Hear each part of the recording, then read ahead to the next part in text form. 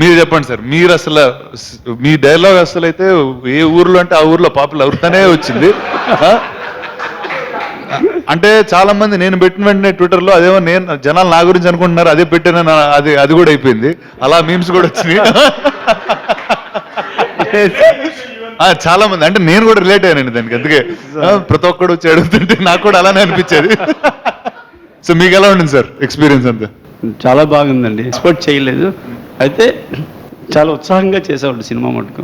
Nice, very nice. నేను తక్కువ మాట్లాడుతాను, ఎక్కువ మాట్లాడలేను సార్. అంటే సినిమాలో చూపిస్తానంటారు అదే. యూ టెల్ మీ, చూసారా సినిమా? చూసాను. మీకేమనిపించింది? చాలా బాగా అనిపిస్తుంది. చాలా చాలా. మీరు తప్పు కాకుండా ఎవరు మీకు ఫేవరెట్ యాక్టర్ చెప్పండి ఇందులో ఆబ్వియస్లీ రాజు గారు. అరే వా, వెల్ డన్.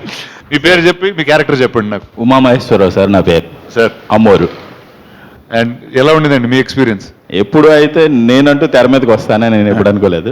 దానికి మాత్రం ఫస్ట్ మహాకి థ్యాంక్ యూ వెరీ మచ్. ఎందుకంటే ఎప్పటికీ మేము మమ్మల్ని, అంటే ఎంత వయసు అయిపోయినా ఈ వయసు అక్కడ ఫిక్స్ అయిపోయి ఉంటది కదా, అది చూసుకొని మేము ఆ వయసులో అక్కడ ఉన్నాం అని సంతోషంగా ఉంటది. మాయ గారు మీకు ఒక రోల్ రాస్తున్నాను, మీరు చెయ్యాలి అన్నాడు.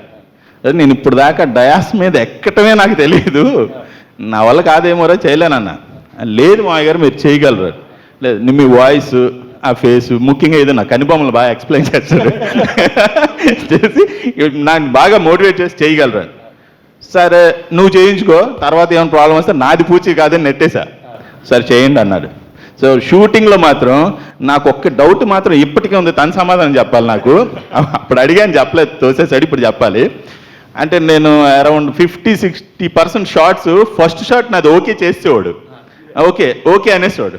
నాకు డౌట్ ఏంటంటే వీడు ఎంత కన్నా ఇంక చేయలేడులే, ఎన్ని షాట్లు చేయించినా, అందుకని ఫస్ట్ షాట్ టైం వేస్ట్ ఎందుకు, ఓకే అనేసి పోతా అనుకుంటున్నాడేమో అని డౌట్ నాకు.